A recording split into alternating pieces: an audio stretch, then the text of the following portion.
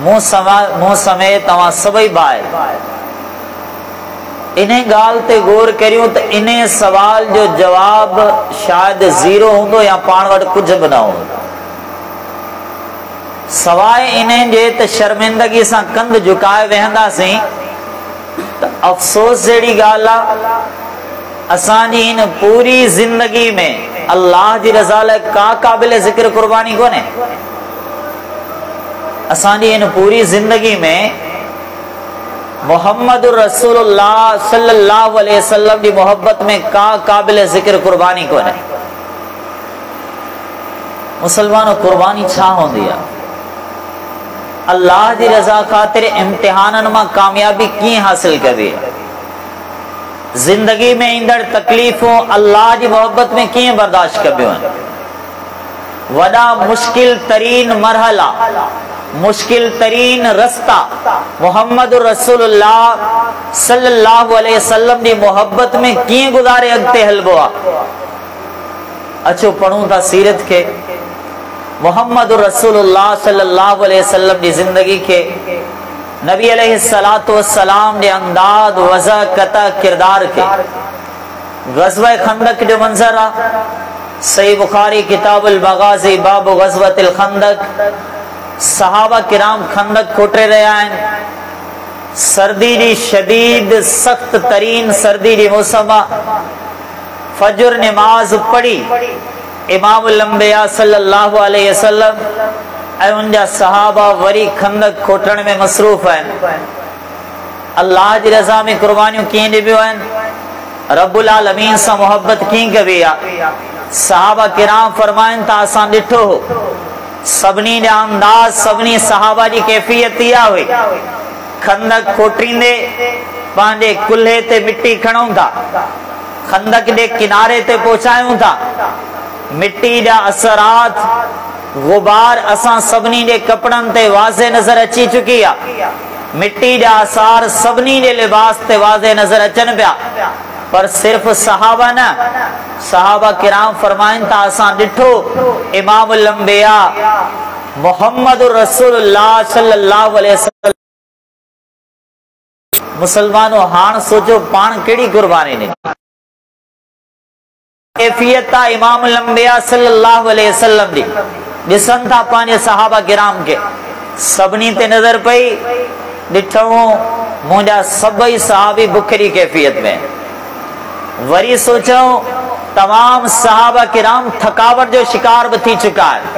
मुसलसल मेहनत, मुसलसल मुशक्कत, मुसलसल जद्दोजहद, खंदक की खोटाई जारी आ।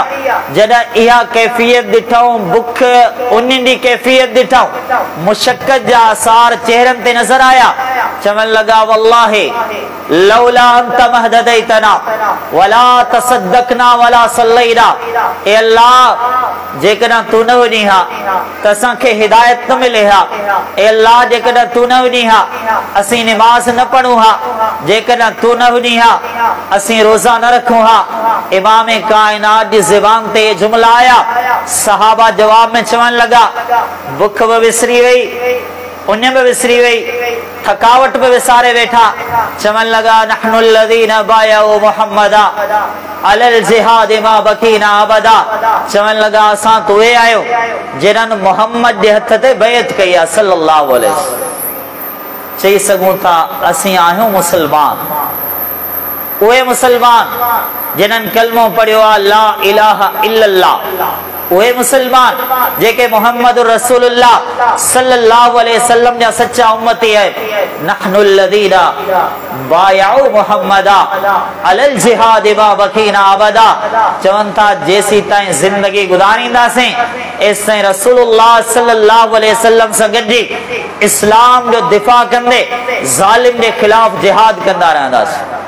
वरी इमामुल अंबिया सल्लल्लाहु अलैहि वसल्लम फरमाइन था, सहाबा किराम में तज़किरा कन था, अल्लाहुम्मा ला आयशा इल्ला आयशुल आखिरा फंसुरिल अंसार वल मुहाजिरा। दुनिया से मोहब्बत करण वारो तमाम तर्जुमो बुझो ऐश इशरत छा के चइबो, सहूलियात फैसिलिटी, आराम पसंद जिंदगी, इत्मीनान वारी जिंदगी, राहत ऐं सुकून सां भरियल जिंदगी आ त कहिड़ी आ? चवण लगा अल्लाहुम्मा ला इशा इल्ला ऐशुल आखिरा, अल्लाह सुकून इत्मीनान ऐश वारी जिंदगी आ त आखिरत वारी जिंदगी। दुनिया में कहिड़ो सुकून, दुनिया में केड़ो इत्मीनान, ऐश इत्मीनान वारी जिंदगी आखिरत वारी जिंदगी हूंदी। ए मुंहिंजा अल्लाह, मुझे अंदाज हुआ रसूलुल्लाह सल्लल्लाहु अलैहि वसल्लम की तरबियत जमीन की खोटाई जारी आ। खाधो ते इन्हनि जो भलो होंदो, ज़हन में ख्याल अचे तो, बेहतरीन ताम इन्हनि लाइ पेश कया विया हूंदा, वॾे इत्मीनान सां खाद खुराक इन्हनि वटि पेश कई वई हूंदी। सहाबा किराम फरमाइनि था वॾी मुश्किल सां पुराणो खाधो, काफ़ी पुराणो खाधो असां वटि पेश थींदो हो, जंहिंखे को मुजाहिद खाण जी कोशिश भी कंदो हो न, वो हलक खां निड़ी खां वॾी मुश्किल सां हेठि लही सघंदो। मुसलमानों कुर्बानियों त इहे आहिनि अल्लाह की मोहब्बत में, रसूलुल्लाह सल्लल्लाहु अलैहि वसल्लम की मोहब्बत में कुर्बानियों ते ये हैं। वलनबलुवन्नकुम बिशैइन मिनल खौफ, अल्लाह फरमाए तो असीं तव्हां खे आज़माईंदासीं कंहिं महिल खौफ ॾेई, वलजो कंहिं महिल बुख ॾेई, वनक्सिम मिनल अम्वाल कॾहिं अम्वाल में नुक़सान ॾेई, वसमरात कॾहिं फसल ज़रात बागात में नुक़सान ॾेई, वबश्शिरिस साबिरीन कॾहिं जानन माल जो नुक़सान ॾेई। ख़ुशख़बरी आहे उन्हनि इंसाननि जे लाइ जेके सब्र करण वारा आहिनि। अल्लज़ीना इज़ा असाबतहुम मुसीबा क़ालू इन्ना लिल्लाहि व इन्ना इलैहि राजिऊन उलाइका अलैहिम सलवातुम मिन रब्बिहिम व रहमा।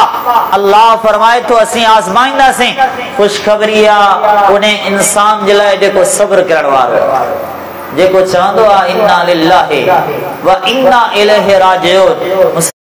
ॿुधंदा हलो, गॾोगॾु पंहिंजी ज़िंदगी, पंहिंजे वजूद, पंहिंजे दिल जो एहतसाब कंदा हलो तो पाण अल्लाह जी मोहब्बत में कहिड़ी कुर्बानी ॾिनी, पाण रसूलुल्लाह सल्लल्लाहु अलैहि वसल्लम जी मोहब्बत में भला कहिड़ी कुर्बानी ॾिनी आहे। अचो ॿियो मंज़र, इन सख़्त सर्दी में खंदक खोटींदे साम्हूं हिकिड़े जबल जो को टुकड़ो आयो आहे, एॾो सख़्त आहे त असांजी ज़रब सां टुटे कोन थो।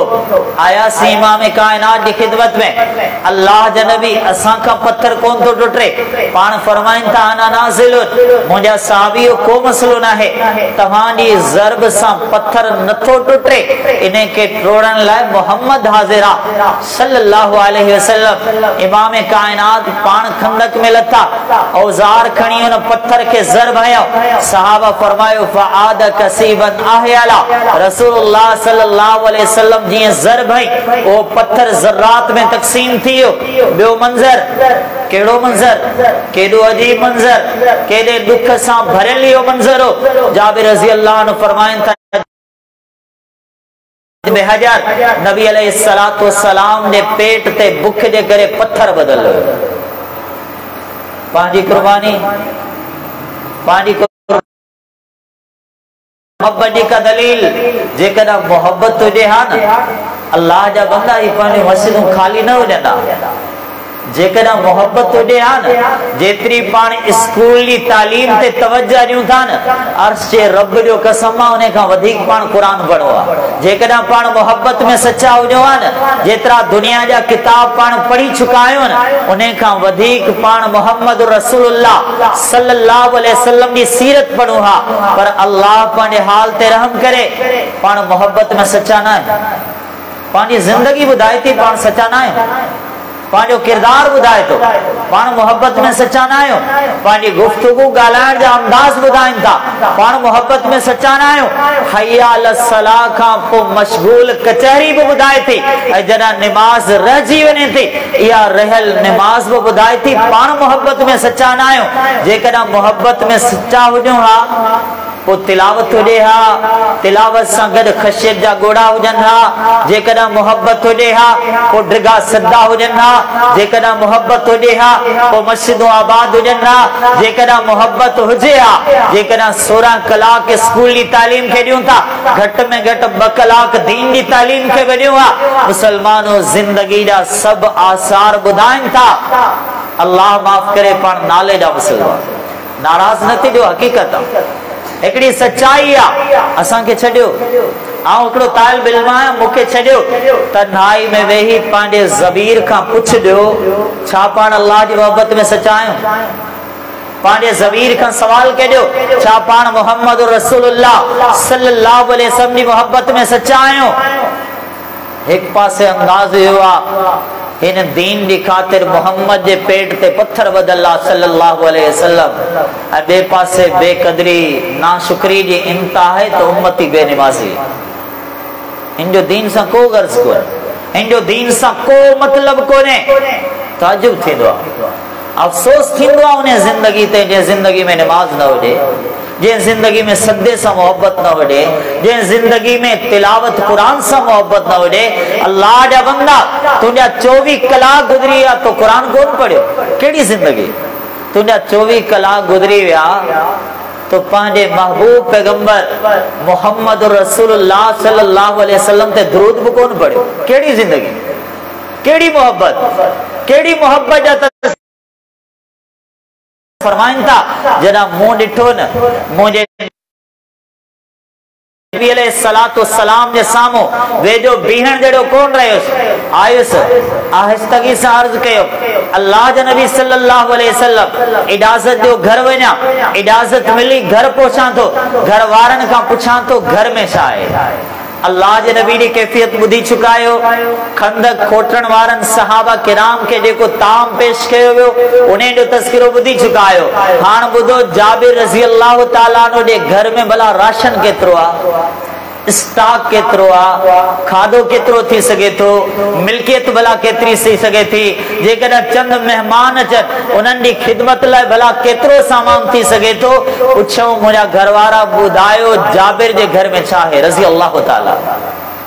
जवाब मिलियो ए जाबिर अवां जे घर में हिकड़ी इंतहाई कमजोर बकरी आ, उन्हें खां पोइ 2.5 किलो जेतिरा जौ थींदा जिन्हनि जो अटो ठाहे सघूं था, इन्हें खां सवा अवां जे घर में कुछ भी कोन्हे। ॻोल्हियो दुनिया जा ग़रीब मुफ़लिस इंसान, नादार इंसान, उन्हनि खां सवाल करियो अवां जी मिल्कियत केतिरी आहे, अवां जी प्रॉपर्टी, अवां जी हैसियत केतिरी आहे, अवां जे घर में मौजूद स्टॉक केतिरो आहे, घर जी कैफियत ई आहे। चवण लगा जेतिरो आहे एतिरो काफ़ी थींदो। मुंहिंजा घर वारो अॼु पंहिंजो मेहमान थींदो मोहम्मद रसूलुल्लाह सल्लल्लाहु अलैहि वसल्लम। बकरी खे ज़िबह कयूं, चक्की में अटो तैयार कयो वियो, पहुता रसूलुल्लाह सल्लल्लाहु अलैहि वसल्लम की खिदमत में अल्लाह जा नबी सल्लल्लाहु अलैहि वसल्लम इंतजाम करे आयो हा, पांजी इस्तात मुताबिक इंतजाम कयो आ। अवां जे खाइण जेतिरी मानी थींदी हिक या बे सहाबा किराम ॿिया थींदा जिन्हनि जो खाधो इंतजाम करे सघां तो। इन्हे खां वधीक जी मुंह में हिम्मत कान वई। अल्लाह जे नबी सल्लल्लाहु अलैहि वसल्लम अचो, जाबिर रज़ी अल्लाह ताला अन्हु जी तरफां अवां जी दावत आ। जीअं हे लफ़्ज़ चयो रसूलुल्लाह सल्लल्लाहु अलैहि वसल्लम चवण लगा ए खंदक खोटण वारा सहाबियो सब जा सब हलो, जाबिर रज़ी अल्लाह अन्हु अवां जी दावत कई आ। वमार सल्लल्लाहु इल्ला रहमतल लिल आलमीन। इहो कीअं थी सघंदो त इमामुल अंबिया सल्लल्लाहु अलैहि वसल्लम खाइन ऐं उनजा सहाबा किराम बुखायल रहिजी वञनि। फरमायूं सब जा सब हलो।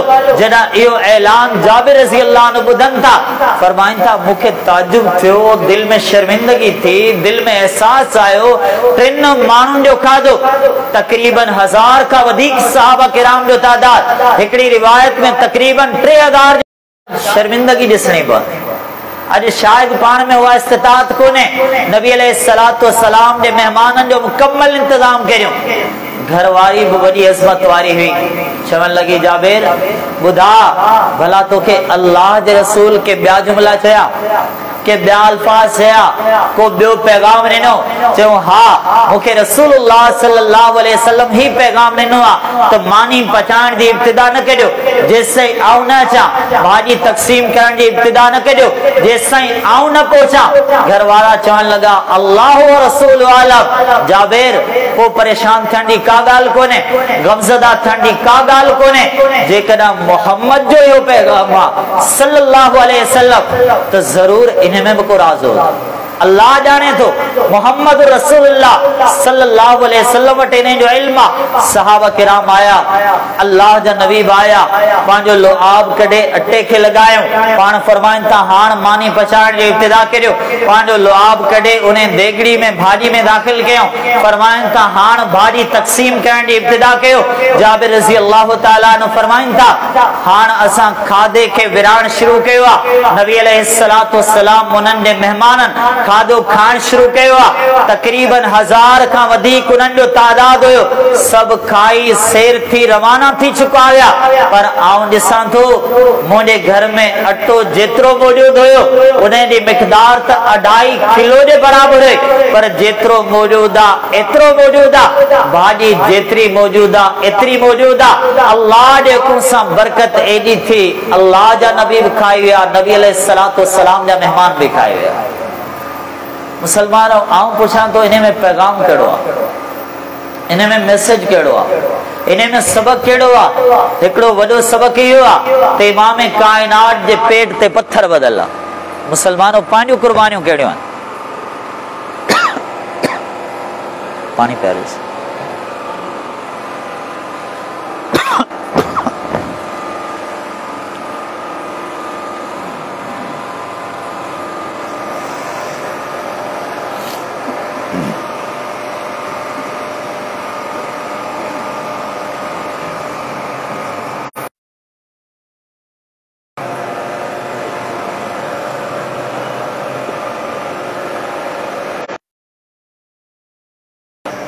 पांजे पान का सवाल करियूं था तो पान अल्लाह जी मोहब्बत में कहिड़ियूं कुर्बानियूं, केतिरियूं तकालीफ़ पंहिंजी ज़िंदगी जूं अहिड़ियूं आहिनि जंहिंजे लाइ पाण ईअं चई सघूं था त ही तकलीफ़ मूं अल्लाह जी रज़ा ख़ातिर ॾिठी, जंहिंजे लाइ पाण ईअं चई सघूं त मुंहिंजी ज़िंदगी जो ही इम्तिहान, मुंहिंजी ज़िंदगी जी ही आज़माइश अहिड़ी आहे जेका मूं अल्लाह रब्बुल आलमीन जी रज़ा ख़ातिर बर्दाश्त कई आहे। कॾहिं पंहिंजे पाण खां बि सवाल पुछंदा करियो, कॾहिं पंहिंजो पाण खे बि सम्झाईंदा करियो, पंहिंजी तामीर ख़ातिर पंहिंजे ज़मीर खां सवाल पुछो त छा इन कैफ़ियत में जंहिंमें आऊं ज़िंदगी गुज़ारियां पियो, छा इन कैफ़ियत में आऊं पंहिंजे रब सां मुलाक़ात करे सघां थो?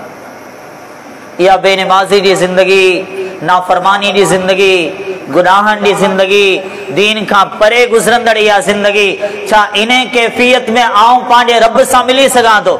कुर्बानियूं त हुयूं आहिनि, अल्लाह जी मोहब्बत जा दलाइल तो है, रसूलुल्लाह सल्लल्लाहु अलैहि वसल्लम जी मोहब्बत जा दलाइल तो है।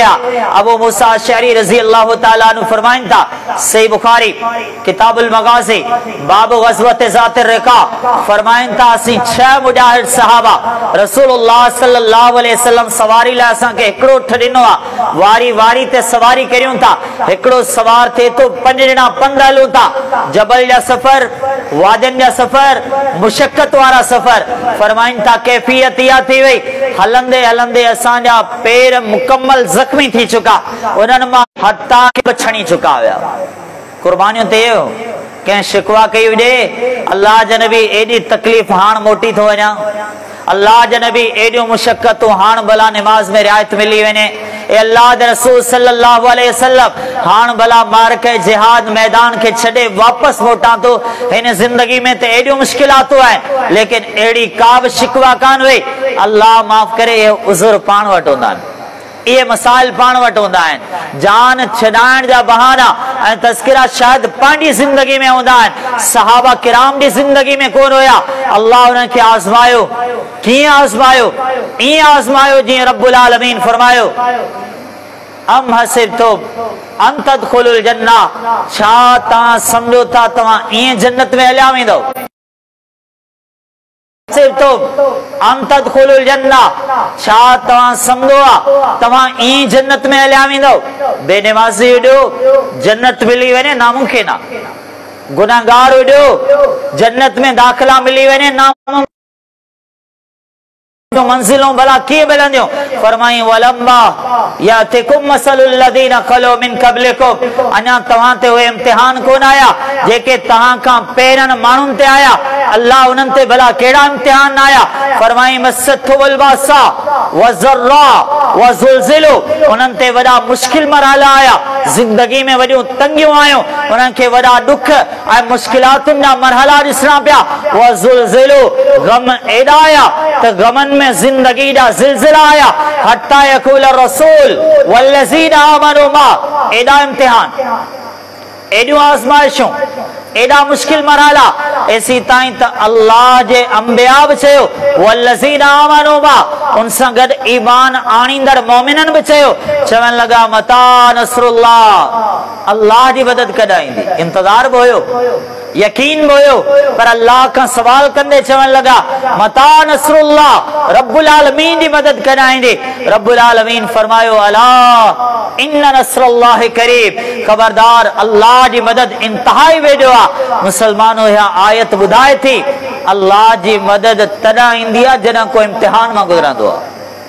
खाली इम्तिहान माना अल्लाह जी मोहब्बत में इम्तिहान मां गुज़रंदो आहे।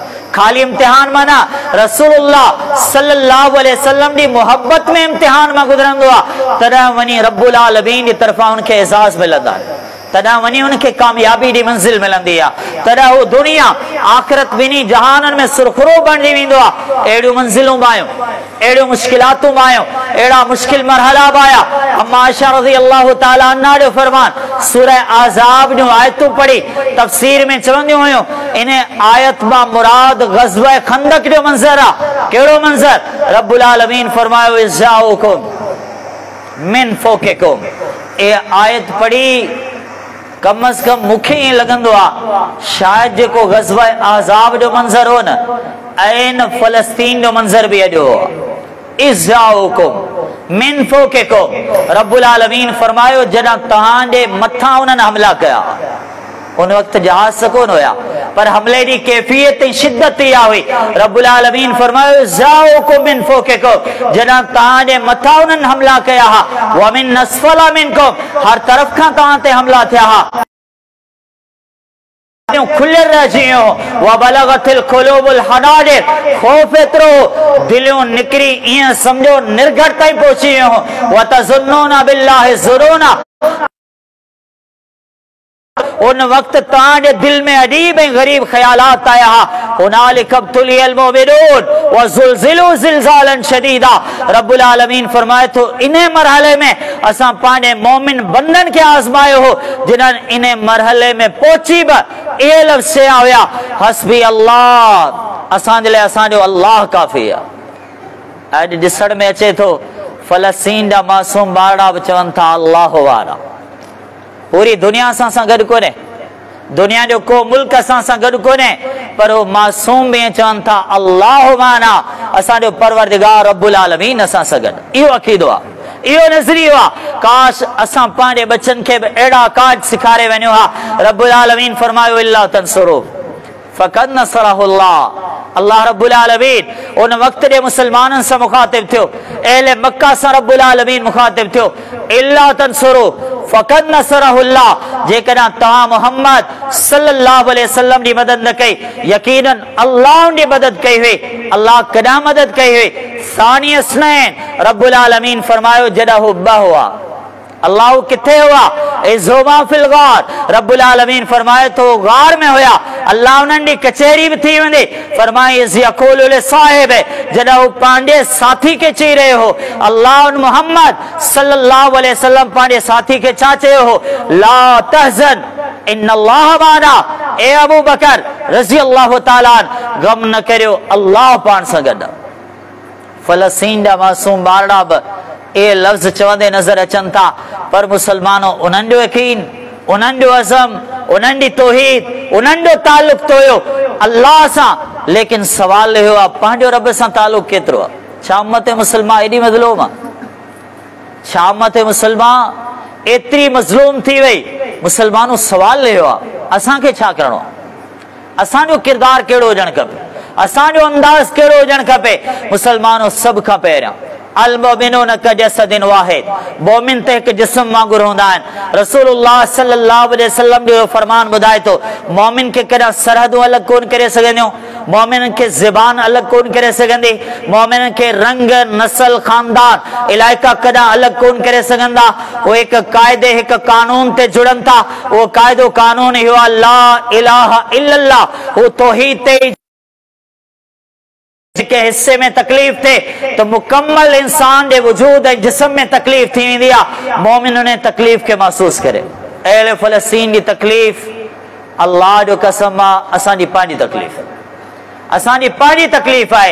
इन एहसास का बाद असांजो बियो अज़म इहो हुजे त असां पंहिंजे भाउरनि लाइ दुआ करूं। जिते पंहिंजे लाइ दुआ करूं उते उथंदे वेहंदे असां पंहिंजे भाउरनि जे लाइ बि दुआ करो।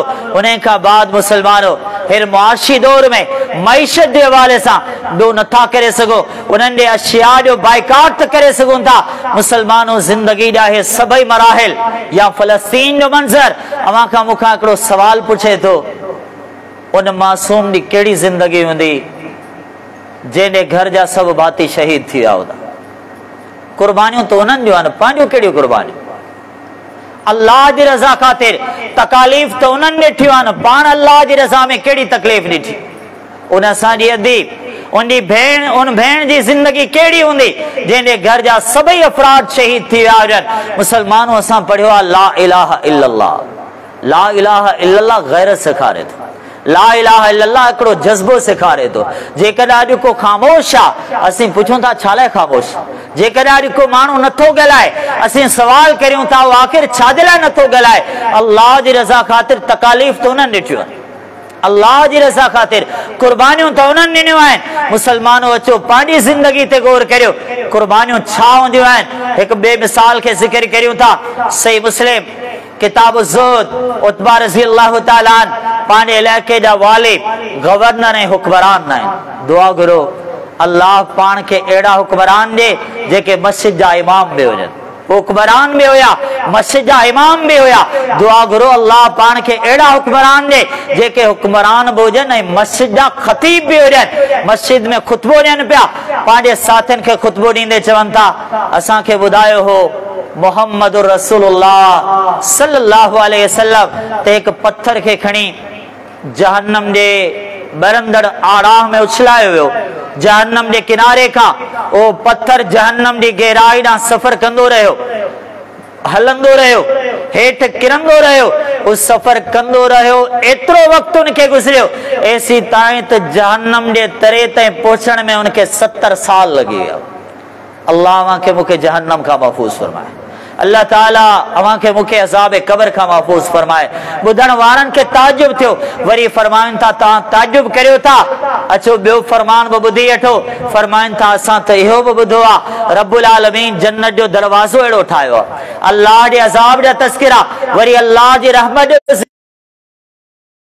एक दरवाज़ो अहिड़ो ठाहियो आहे जंहिंजे हिकु चौकट खां ॿी चौकट ताईं, जंहिंजे हिकिड़े किनारे खां ॿिए किनारे ताईं को सफ़र करण वारो सफ़र कंदो रहे, को हलण वारो हलंदो रहे, उहो सफ़र कंदो रहंदो ऐसी ताईं त हिकु किनारे खां ॿिए किनारे ताईं पहुचण हूंदी। हर मोमिन जी कोशिश इहा हूंदी त पहिरियां दाख़िला हूंदी। अल्लाह रब्बुल आलमीन अव्हां खे मूंखे जन्नत जो मुस्तहिक़ ठाहे, उन खां बाद पंहिंजी ज़िंदगी बयान कंदा, पंहिंजी कुर्बानी बयान कनि था। मुसलमानो आओ पंहिंजे मौज़ू खे यादि ॾियारण लाइ वरी तव्हां खां पुछां थो पंहिंजी कुर्बानी कहिड़ी? कुर्बानी त सहाबा किराम ॾिनी हुई, पंहिंजी कुर्बानी जो तस्करो कनि था। फरमाइनि था आओ 6 मुसलमाननि खां बाद 7 नंबर ते मुसलमान थियोसि, 7 मुसलमान आऊं हुयुसि, 7 कलमो पढ़ण वारो आऊं हुयुसि। रसूलुल्लाह सल्लल्लाहु अलैहि वसल्लम ते कलमो त पढ़ां थो पर दिहाड़ा अहिड़ा आया, मुश्किलातूं अहिड़ियूं आयूं, गम अहिड़ा आया, गुरबत असांखे ईअं वराए वरितो, मुश्किलातूं ज़िंदगी में एॾियूं आयूं। वमा लना तामुन इल्ला वरक़ु शजर, फरमाइनि था खजूर बि ख़तम थी वई, खाधो बि ख़तम थी वियो, हटा के जवन जी मानी बि ख़तम थी वई। वमा लना तामुन इल्ला वरक़ु शजर, फरमाइनि था ॿियो खाधो न मिलियो, असीं वणनि जा पन खाई पोइ गुज़ारो कंदासीं। मुसलमानो सोचो पाण पोइ कहिड़ी कुर्बानी ॾिनी अल्लाह जी मोहब्बत में, रसूलुल्लाह सल्लल्लाहु अलैहि वसल्लम की मोहब्बत में, अल्लाह के दीन की खातिर, आखिरत में, बरज़ख में, कबर में कामयाबी हासिल करने के लिए पान केड़ी कुर्बानी नहीं आ।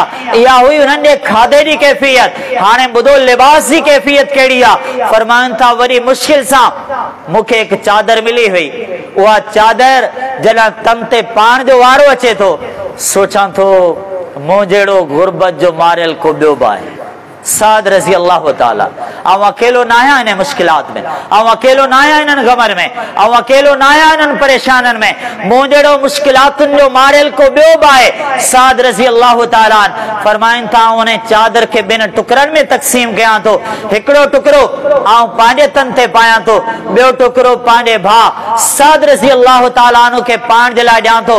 मुसलमानों आऊं चवां तो एक चादर में गुजरी वही वह जिंदगी, पर अर्श रब जो कसम दुनिया जा कामयाब तरीन इंसान, अल्लाह जो कसम पान का 1000 दफा ना करोड़ दफा भला। फाइना वडो बेमिस्लिमा मन तुम बेही फकद इहतदो। अल्लाह फरमाए तो ईमान ई आड़ियो जे रसूलुल्लाह सल्लल्लाहु अलैहि वसल्लम जे सहाबा आंदो हो तना वनी हिदायत वाला थी वेंदो। अल्लाह दी रज़ा खातिर गम होया इं कंहिंजो कदमन जो आवाज जन्नत ते कोन थो पहुचे, इं कंहिंजो आवाज जन्नत ते पहुची वञे नामुमकिन आहे। को जमीन में हले ऐं पेरनि जो आवाज उते पहुचे। मुसलमानों इन जे लाइ वॾियूं कुर्बानियूं आहिनि। अवां छा आहियो? अल्लाह जो त कानून आहे इम्तिहान, अल्लाह जो कानून आज़माइश। तबारकल्लज़ी बियदिहिल मुल्क व हुवा अला कुल्लि शैइन क़दीर अल्लज़ी खलक़ल मौत वल हयात लियब्लुवकुम अय्युकुम अहसनु अमला। रब्बुल आलमीन फरमाए तुम मौत ऐं जिंदगी के ठाहियो ई इन जे लाइ लियब्लुवकुम ताकि तव्हां खे आज़माया। इम्तिहान त ईंदा, आज़माइशूं त ईंदियूं, मुश्किलातूं त ईंदियूं, जिंदगी में तमाम वॾा गम ईंदा ताकि ख़बर पए अल्लाह सां सचो केरु आहे, ताकि मालूम थे रब्बुल आलमीन सा सच्ची मोहब्बत करण वारो केरा अवां या आऊं केर थींदा आहियूं। अल्लाह फरमाए तो मूं त पंहिंजे खलील खे आज़मायो। वाइज़िब तला इब्राहीम रब्बुहु बिकलिमातिन फअतम्महुन्ना फक़ाल इन्नी जाइलुका लिन्नासि इमामा क़ाल व मिन ज़ुर्रियती क़ाल ला यनालु अहदि ज़ालिमीन। रब्बुल आलमीन फरमाए तो असां त पंहिंजे खलील के भी आज़मायो हो बिकलिमातिन, उनते के इम्तिहान आया हा। फअतम्महुन्ना असांजो खलील हर इम्तिहान में कामयाब थियो। इम्तिहान वरी इम्तिहान, केड़ा मुश्किल इम्तिहान, केड़ा दुखिया इम्तिहान। खलील पंहिंजे घर मां निकिरी वियो, क़ाल सलामुन अलैक, बाबा जी अहिड़ी ॻाल्हि आहे। खलील वरी इब्राहिम तुंहिंजे घर में कोन ईंदो। इब्राहिम अलैहिस्सलाम पंहिंजे बच्चन खे वीरान वादी में छॾे अचो, अल्लाह जे इन हुकुम ते हाज़िर आहे। इब्राहिम अलैहिस्सलाम पंहिंजे हथ सां पांडे लखते जिगर के ज़िबह करियो। फलम्मा बलगा माउ साया क़ाल इन्नी अरा फिल मनाम अन्नी अस्बहुका फंजुर माज़ा तरा। अल्लाह जो खलील इते भी कामयाब आहे, वरी इते भी हाज़िर आहे। मुसलमानों कैफियत ॾिसो, अंदाज ॾिसो, मुश्किल तरीन इम्तिहान ते गौर करियो, वरी कामयाबी ते गौर करियो। रब्बुल आलमीन पो फरमायो इन्नी जाइलुका लिन्नासि इमामा। इब्राहिम अलैहिस्सलाम जड़ा इम्तिहानन मां पास आयो, हाण ता पूरी दुनिया जा इमाम आयो। इमामत मिली कदा इम्तिहान मां कामयाबी खां पो। पाण सिंधी में चवंदा आहियूं तिरी ते बिश्त कोन मिलंदी आहे, इम्तिहान ॾियणो पवंदो, आज़माइशन मां गुज़रणो पवंदो, वॾे मुश्किल मराहिल मां गुज़री पो कामयाबी जो मंज़िलो मिलंदो। सल्लल्लाहु अलैहि वसल्लम कीअं बयान फरमायो सूरह नबी के रब्बुल आलमीन फरमायो ए जिब्रील मु जन्नत भी ठाही आ, मु जहन्नम भी ठाही आ, वन जन्नत भी ॾिसी आ, वन जहन्नम। अलैहिस्सलातु वस्सलाम आया, जन्नत जा मनाज़िर ॾिठऊं, मोटी आया, चवण लगा अल्लाह मूंखे तुंहिंजी इज्जत जो कसम आ, तो जन्नत जा बागात अहिड़ा ठाहिया, समरात अहिड़ा ठाहिया, अल्लाह तो नहरूं अहिड़ियूं ठाहियूं आहिनि। ए मुंहिंजा रब इन जन्नत जे बारे में जेको बि ॿुधंदो हिन खां बचण लाइ हू ज़रूर कोशिश कंदो। मेहनत करे रब्बुल आलमीन वजो वनी जन्नत में ॾिसी अचो, वनी जहन्नम में ॾिसी अचो। पर हाण कैफियत में थोड़ी तब्दीली आहे। जन्नत जा समरात भी साॻिया, जन्नत जा बागात भी साॻिया, जन्नत जो नहरियों भी साॻियूं आहिनि, लेकिन कैफियत में थोड़ी तब्दीली आई आहे। वहफ़हा बिल मकारे, रब्बुल आलमीन जन्नत के संवारियो ताए, पर मुश्किलातन का गुजरी पो जन्नत मिलंदी, इम्तिहानन का गुजरी पो जन्नत मिलंदी। नागवार मुश्किल तरीन ॻाल्हियूं, दिल नथी चाहे ऐं नमाज न पढ़ा, दिल नथी चाहे ऐं नमाज कीअं पढ़ा, दिल नथी चाहे सदकात कीअं ॾियां, दिल नथी चाहे निगाहुनि खे कीअं झुकाया, दिल नथी चाहे जुर्म जी ज़िंदगी खां कीअं बची वञा, कंहिंजी दिल नथी चाहे ऐं हराम कमाई खां कीअं रुकिजी वञा। रब्बुल आलमीन उन खे मकारे माना नापसंदीदा शइ मुश्किलातनि सां संवारे छॾियो। जिब्रील अलैहिस्सलाम मोटी आया, चवण लॻा अल्लाह को जन्नत में दाखिल थिए हा वॾी मुश्किल ॻाल्हि, कंहिंखे जन्नत मिली वञे इहा वॾी मुश्किल ॻाल्हि आहे। मक़सद इहो मुश्किलातुनि खां गुज़री पोइ जन्नत जो मंज़िलूं मिलंदियूं। वरी जहन्नम खे ॾिसी आया, कैफियत में थोड़ी तब्दीली हुई। चवण लॻा ए मुंहिंजा रब, हाणे मूं जहन्नम ॾिठी आहे तो उनखे ख़वाहिशात सां संवारे छॾियो, ख़्वाहिशात सां, दिल जी ग़ुलामी सां। पैगाम छा थो मिले, जेको दिल जो ग़ुलाम आहे उन जे लाइ जन्नत जी मंज़िल वॾी मुश्किल आहे। जेको ख़्वाहिशात जो ग़ुलाम आहे उन जे लाइ जन्नत जी मंज़िल वॾी मुश्किल आहे। मुसलमानों हाणे सोचो पाण कहिड़ी मुश्किलात मां गुज़री कामयाब, मुसलमानों कामयाब तो हुआ ओए होया। सही बुखारी किताब निकाह जा जुमला आहिनि। अली रज़ी अल्लाह ताला अन्हु जो निकाह थियण वारो आहे कंहिंसां, खातून जन्नत सैयदतु निसाइल आलमीन, कुल जहाननि जी सरदार औरत, सैयदतु निसाए अहले जन्नत, अहले जन्नत जन्नत जे औरतनि जी सरदार औरत फातिमा रज़ी अल्लाह ताला अन्हा सां निकाह जी अज़ीम औरत सां थिए पियो। निकाह जी तयारी आहे, फरमाइनि था ॿ उठो या उन्हनि खे काहे वञा थो, मज़दूरी सां गाह करियां थो। मुसलमानो अल्फाज से गौर करियो, अली रज़ी अल्लाह ताला अन्हु जी कमाई ते गौर करियो, अली रज़ी अल्लाह ताला अन्हु जे पेशे ते गौर करियो। फरमाइनि था गाह करियां थो ताकि जमा करे उन खे खपायां, जेका मज़दूरी मूंखे मिली वेंदी उन खां बाद निकाह थींदो फातिमा रज़ी अल्लाह ताला अन्हा सां। मुसलमानो इहा ज़िंदगी, ये दुनिया जा कामयाब तरीन इंसान होया। पुछण लगा, अल्लाह जे नबी अलैहिस्सलातु वस्सलाम पुछो अली रज़ी अल्लाह ताला भला हक़े महर में ॾियण लाइ अवां वटि कुझु आहे? जवाब मिलियो, अल्लाह जा नबी हक़े महर में ॾियण लाइ मूं वटि कुझु बि कोन्हे। केरु ॾींदो अहिड़ो जवाब? कंहिं वटि हूंदा अहिड़ा जवाब? चवण लॻा अल्लाह जे रसूल सल्लल्लाहु अलैहि वसल्लम मुंहिंजी कैफियत ई आहे त हक़े महर में ॾियण जे लाइ मूं वटि कुझु बि कोन्हे। मुसलमानो ये दुनिया जा कामयाब तरीन इंसान हुया जिन्हनि अल्लाह जी रज़ा में हर मुश्किल बर्दाश्त कई, हर आज़माइश के पंहिंजे सीने सां लॻायो, हर मुश्किलात मां उहे गुज़री चुका हुया। इहे इम्तिहान हुननि ॾिना हुया। हाणे पंहिंजे पाण खां सवाल पुछो, पाण कहिड़ा इम्तिहान ॾिना आहिनि? पाण रब्बुल आलमीन जी रज़ा ख़ातिर कहिड़ी कुर्बानी ॾिनी आहे? ग़ज़वा अहज़ाब जो साॻियो मंज़र हो, पाण खां खोड़ नमाज़ो रहिजी वियो, पाण खे का फ़िक्र कान थी, कॾहिं क़ुरान जी तिलावत रहिजी वई, पाण खे का फ़िक्र कान थी, ज़िंदगी जो केतिरियूं ग़लती थी वियो, शायदि दिल में शर्मिंदगी जा एहसास कोन जाॻिया। लेकिन नबी अलैहिस्सलातु वस्सलाम जी नमाज, विची जी नमाज थोरी देर थी वई, एॾा सख़्त जुमला चयऊं, एॾा सख़्त जुमला चयऊं, एॾा सख़्त जुमला चयऊं। घटि में घटि आउं सीरत नबी अलैहिस्सलातु वस्सलाम जी सीरत जो शागिर्द आहियां। आउं चई सघां थो शायदि ज़िंदगी जे कंहिं मोड़ ते अल्लाह जे पैगंबर एॾा के वरी मुश्किल लफ़्ज़ चया वञनि। चवण लॻा मला अल्लाहु क़ुबूरहुम व बुयूतहुम नारा, अल्लाह इन्हनि जे काफ़िरनि जे घरनि खे, अल्लाह इन्हनि जे क़बरनि खे बाह सां भरे इन्हनि मोहम्मद सल्लल्लाहु अलैहि वसल्लम खे नमाज खां रोके छॾियो।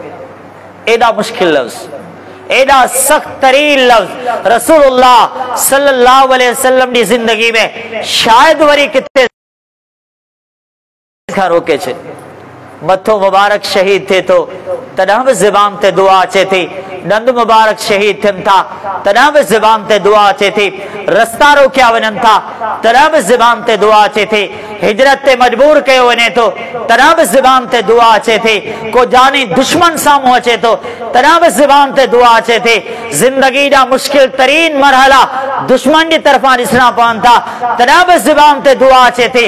पर जॾहिं मोहम्मद सल्लल्लाहु अलैहि वसल्लम जी निमाज़ रहिजी वई, चवण लॻा मला अल्लाहु क़ुबूरहुम व बुयूतहुम नारा, अल्लाह इन्हनि जे क़बरनि खे, अल्लाह इन्हनि जे घरनि खे बाहि सां भरे इन्हनि असांखे विची निमाज़ खां रोके छॾियो। मुसलमानो हाणे अवां ऐं सभु गॾिजी सोचियो, छा निमाज़ जे रहिजी वञण ते पाण खे बेड़ो अहसासु थींदो आहे? छा निमाज़ जे रहिजी वञण ते पंहिंजे दिलि में अहिड़ो ग़म ईंदो आहे? छा निमाज़ जे रहिजी वञण ते पंहिंजी दिलि में अहिड़ी शर्मिंदगी ईंदी आहे? मुसलमानो पंहिंजे ज़बीर खां सवाल पुछूं था, अल्लाह जी मोहब्बत में पाण कहिड़ी कुर्बानी ॾिनी आहे? रब्बुल आलमीन सां मोहब्बत करण वारा तो हे हुआ, कीअं मोहब्बत करे विया? अब्दुल्लाह बिन मसूद रज़ी अल्लाह ताला तहज्जुद निमाज़ पढ़ी रहिया आहिनि, आया रसूलुल्लाह सल्लल्लाहु अलैहि वसल्लम तिलावत ॿुधण लाइ बीही रहिया, तिलावत जारी आहे तहज्जुद जी निमाज़ में, नबी अलैहिस्सलातु वस्सलाम बीही ॿुधी रहिया आहिनि, अबू बकर रज़ी अल्लाह ताला अन्हु बि गॾु आहे, उमर रज़ी अल्लाह ताला अन्हु बि गॾु आहे। उमर रज़ी अल्लाह ताला अन्हु फरमाइनि था, मां सुञाणे न सघियुसि उंदाही जे करे तहज्जुद केरु पियो पढ़े। रसूलुल्लाह सल्लल्लाहु अलैहि वसल्लम सुञाणे विया, फरमाइण लॻा, जेको चाहे तो क़ुरान ईअं पढ़ा जीअं अल्लाह नाज़िल कयो आहे, जेको चाहे तो क़ुरान ईअं पढ़ा जीअं जिब्रील अलैहिस्सलातु वस्सलाम खणी नाज़िल थिया आहिनि, उहो क़ुरान जी तिलावत ईअं करे जीअं अब्दुल्लाह बिन मसूद रज़ी अल्लाह ताला अन्हु तहज्जुद जी निमाज़ में पढ़ी रहिया आहिनि। उमर रज़ी अल्लाह अन्हु सोचियो, ऊंदाही रात आहे, ॿुधायां त भला छा ॿुधायां, ज़िक्र करियां त भला ख़ुशख़बरी कीअं ॿुधायां? फरमाइनि था, मुंहिंजे दिलि में ख़्यालु आयो सुबुह थींदी इहा ख़ुशख़बरी अब्दुल्लाह के पहिरियां आउं ॾींदुसि। फरमाइनि था, मूं ॾाढी जल्दी कई हुई, मूं ॾाढी महिनत कई हुई, वॾे सोच वीचार सां इहा नेकी कमाइण लाइ अॻिते वधियोसि, जल्दी पहुतुसि। मां चवण लॻुसि, अब्दुल्लाह हिकु ख़ुशख़बरी ॿुधाइण आयो हा, अब्दुल्लाह हिकु बिशारत ॿुधाइण आयो हा, तव्हांजे बारे में रसूलुल्लाह सल्लल्लाहु अलैहि वसल्लम जी ज़बान मां हिकु एज़ाज़ ऐं इनाम जो तज़किरो थियो आहे, उहो ज़िक्र करण आयो हा। अब्दुल्लाह फरमाइनि था, उमर तव्हांजे ॿुधाइण खां पहिरियां इहा ख़ुशख़बरी मूंखे अबू बकर ॿुधाए विया आहिनि रज़ी अल्लाह ताला वस्साबिक़ून अल-अव्वलून मिनल मुहाजिरीन अल्लाहु अन्हुम वरज़ू अन्हु।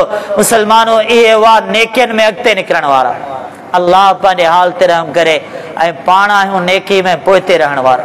उन दौर जा नाबीना बि मुअज़्ज़िन हुआ, हिन दौर जा नाबीना बि बेनमाज़ी है। हुन दौर जा मरीज़ बि रसम ते टेक ॾेई या सहाबा जे कुल्हनि ते टेक ॾेई मस्जिद नबवी में जमात सां निमाज़ पढ़ंदा हुआ। हिन दौर जा सेहतमंद बि बेनमाज़ी आहिनि। अब्दुल्लाह बिन उम्मे मक्तूम रज़ी अल्लाह ताला अन्हु जी आज़ान यादि ईंदी आहे, नाबीना हुया, ॾिसी कोन सघंदा हुआ, पर फजर जो मुअज़्ज़िन मोहम्मद सल्लल्लाहु अलैहि वसल्लम जो मुअज़्ज़िन नाबीनो सहाबी हुयो, ख़बर कान पवंदी हुई तो फजर जी रोशनी थी आ या कोन थी आ। को ॿुधाईंदो हो, को चवण वारो चवंदो अस्बाता अस्बाता, अब्दुल्लाह फजर जो वक़्तु थी वियो आहे, हाणे तव्हां आज़ान चओ। नाबीना हुया पर मोहम्मद रसूलुल्लाह सल्लल्लाहु अलैहि वसल्लम जा मुअज़्ज़िन हुया। मुसलमानो पोइ छा थियो हो, अल्लाह एज़ाज़ बि ॾिना हा, अल्लाह शरफ सां बि नवाज़ियो हो, अल्लाह उन्हनि जी इज़त बि कई हुई। रब्बुल आलमीन फरमायो अबस व तवल्ला, उन मुंहं ते घुंजांदा, उन चेहरे खे फेरे छॾियो। अंजाहुल आमा, तुन वटि हिकिड़ो नाबीना इंसान न आयो हो। वमा युद्रिक लअल्लहु यज़क्का, अवां खे कहिड़ी ख़बर तो पाक थियण चाहे तो, औ यज़क्करु फतनफअहु ज़िक्रा, या वो नसीहत हासिल करे हा, उनके नसीहत फ़ाइदो ॾे हा। व अम्मा मन इस्तगना, जेको नसीहत खां बेज़ार आ, फ़अंत लहु तसद्दा, तां उनजे पुठियां पाण खे छो थकायो था। व अम्मा मन जाक यस्सा, ए मोहम्मद सल्लल्लाहु अलैहि वसल्लम जेको अवां वटि डोड़ंदो आयो हो, व यख्शा, उन दिल में अल्लाह रब्बुल आलमीन जो खौफ हुयो। फ़अंत लहु तसद्दा, ताड़ी या केड़ी कैफियत थी वई, ता उन्हें का रुख छो मोड़ियो हो।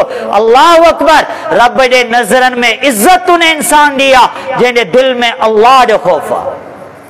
जेको अल्लाह जी रज़ा ख़ातिर कुर्बानी ॾियण ॼाणे थो, जेको अल्लाह रब्बुल आलमीन जी मोहब्बत में पंहिंजे ख़्वाहिशात के कटे ईअं चए मुंहिंजे रब जो हुकुम ही आहे, दिल जी ॻाल्हि न अल्लाह जी ॻाल्हि मञण वारो, जेको सॼी दुनिया के ईअं जवाब ॾींदो हुजे ऐं दुनिया जे ॻाल्हियुनि ते न ऐं अल्लाह रब्बुल आलमीन जे हुकुम ते हलण वारो हा।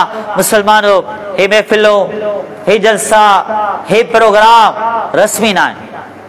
शायद मुंहिंजा कुछ भाउ ईअं सम्झनि था हे हिकिड़ो रस्मी प्रोग्राम आहे, ईंदासीं ॿुधंदासीं हलिया वेंदासीं ऐं किस्सो ख़तम थी वेंदो, ॻाल्हि ख़तम थी वेंदी। मुसलमानो, हे रस्म न आहे, अल्लाह जो कसम आहे, ही इबादत आहे। हिन खे रस्म न सम्झो, हिन खे इबादत सम्झो। हिते वेहण आहे असांखे आम महफ़िल में न, अल्लाह जे दीन जी महफ़िल में आहियूं। असांखे आम महफ़िल में न रब्बुल आलमीन जे घर में आहियूं। असांखे आम महफ़िल में न अल्लाह जी पसंदीदा जाए, पूरी ज़मीन ते पसंदीदा जाए मस्जिद में आहियूं। मुसलमानों, जेकॾहिं इतां बि इबादत जी महफ़िल मां, दीन जी महफ़िल मां, अल्लाह जी पसंदीदा जाए तां जेकॾहिं पाण इतां ख़ाली हलिया वियासीं न, शायद पोइ पाण अल्लाह जे दीन खे सम्झण जी कोशिश ई कोन कई, पाण का मेहनत ही कोन कई आहे। मुसलमानों, ही जेके प्रोग्राम थियनि था ही रस्मी न आहिनि, यकीनन ही अल्लाह रब्बुल आलमीन जी अज़ीम इबादत है। अड़े दौर में जेके बि असांजा भाइर हिननि प्रोग्रामनि जो इनेकाद कनि था, कोशिश कनि था, मेहनतूं कनि था, पंहिंजे भाइरनि खे दावतूं ॾियनि था, यकीन ॼाणियो हिन दौर जो ही बहितरीन जिहाद है। दुनिया दावत ॾींदी आहे मौसीक़ी ॾांहुं, पर केॾो भलो थिए पाण दावत ॾियूं क़ुर ॾांहुं। दुनिया दावत ॾींदी आहे गुनाह ॾांहुं, केॾो बहितरीन थिए पाण दावत ॾियूं अल्लाह रब्बुल आलमीन जे कलाम ॾांहुं। दुनिया दावत ॾींदी आहे वोट ॾांहुं, नोट ॾांहुं, दुनियादारी ॾांहुं, ऐं पाण दावत ॾियूं मुहम्मद रसूलुल्लाह सल्लल्लाहु अलैहि वसल्लम जी सीरत ॾांहुं। वमन अहसनु क़ौलन मिम्मन दआ इलल्लाह व अमिल सालिहा व क़ाल इन्ननी मिनल मुस्लिमीन। रब्बुल आलमीन फरमायो, उन इंसान खां भलो कौल, भलो बोल, भली ॻाल्हि कंहिंजी थींदी जेको अल्लाह ॾांहुं सॾे थो। यकीनन ही दावतूं, ही प्रोग्राम अल्लाह रब्बुल आलमीन वटि इंशाअल्लाह पसंदीदा हूंदा। उम्मीद आहे रब्बुल आलमीन हिते पंहिंजो वेहण, दीन ॿुधाइण इंशाअल्लाह ज़रूर क़बूल कंदो। अल्लाह ताला मूंखे जमी मुसलमाननि खे, तमाम मुसलमाननि खे अमल जी तौफ़ीक़ अता फरमाए। आमीन। व आखिर दावाना अनिल हम्दुलिल्लाहि रब्बिल आलमीन।